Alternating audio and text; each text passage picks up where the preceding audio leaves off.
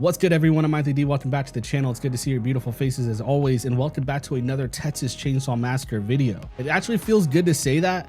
It's been like over a month since our last TCM gameplay video, and even longer since our last TCM update video since the end of content. But today's video is actually a good one in my opinion. Now, the last time we left off with TCM, we knew that content has come to an end, and that the game was going to have one last update that would move us from dedicated servers over to peer-to-peer server. And then they went pretty dark and quiet for a good bit there. And then only like a week ago, we had a post about how they are much closer to peer-to-peer and even going into details on how peer-to-peer servers would actually work, which leads us to our post today that they are no longer moving forward with peer-to-peer, which is so interesting because, like I said, a week ago, we got a post about all these details on how that will work. And then now we're calling it quits on peer-to-peer. This may be one of the few times that Black Tower not being able to follow through on something actually works out for us.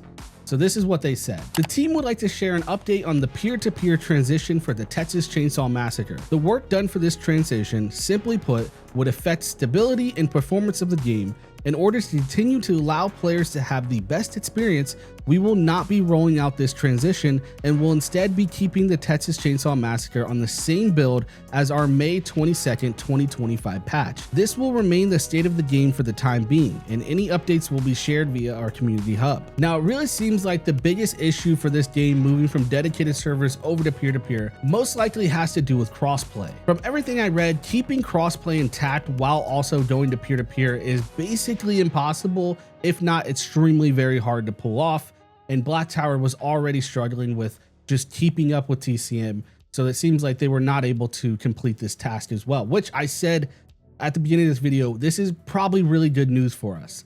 I don't think that this game would survive peer-to-peer. With the core game design for TCM, moving over to peer-to-peer would have been a nightmare, if not the final nail in the coffin. And honestly, it's something that I've been worried about a lot.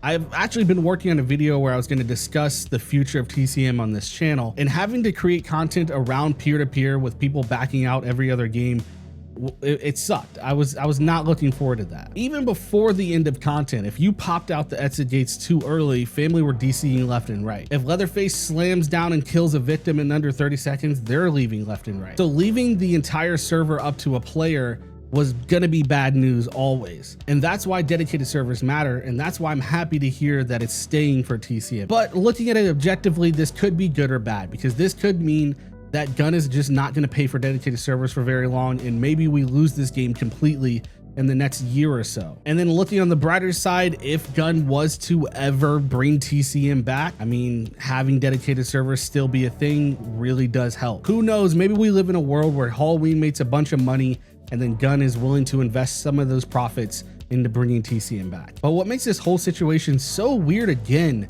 is just like I said, a week ago, they posted all the details about peer-to-peer and how they're closer to doing that.